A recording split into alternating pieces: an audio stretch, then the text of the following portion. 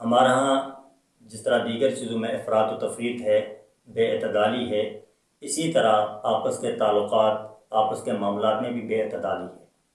بعض اوقات ہم کسی سے اس حد تک محبت کر جاتے ہیں، اس حد تک دوستی قائم کرتے ہیں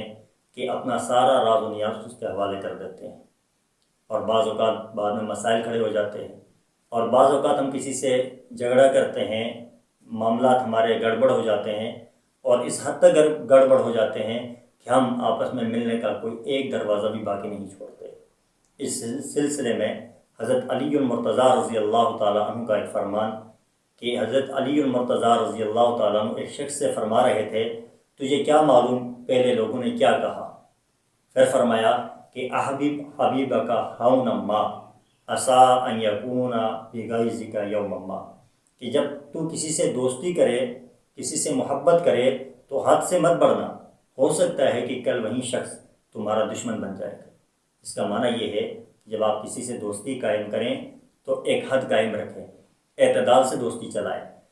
ایک ہی مرحلے میں اپنے سارے راز و نیاز اس کے حوالے کر دینا، اپنے سارے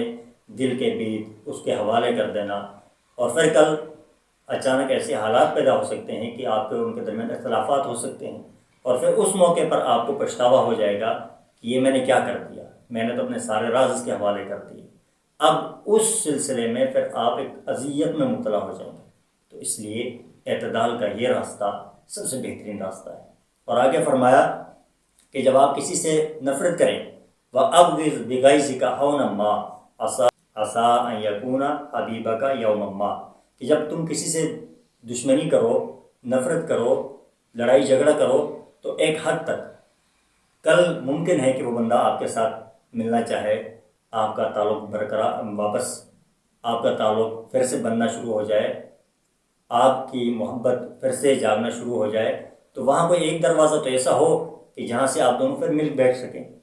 تو بہرحال عرض یہ کرنا مقصد ہے کہ جب کسی سے دوستی کریں تو اس کو بھی ایک حد تک لے کے چلیں، جب کسی سے دشمنی کریں تو اس کو بھی ایک حد تک لے کر چلیں۔ دوستی میں اس حد تک نہ جائیں کہ کل آپ اپنے سارے راز اس کے حوالے کر دیں، اپنے سارے معاملات اس کے حوالے کر دیں، اپنے بہت سارے اختیارات آپ اس کے حوالے کر دیں، اور پھر آپ کو جس وقت ان سے معاملات گڑبڑ ہوں پریشانی اٹھانی پڑے۔ اور کسی سے دشمنی اس حد تک نہ کریں کہ کل ایک دوسرے کا منہ دیکھیں گے تو وہاں شرم کے مارے سر جھکانا پڑ جائے، بلکہ کوئی ایک راستہ ایسا رکھیں کہ جہاں دشمنی کے بعد بھی واپس مل بیٹھنے کا کوئی نہ کوئی موقع مل سکے۔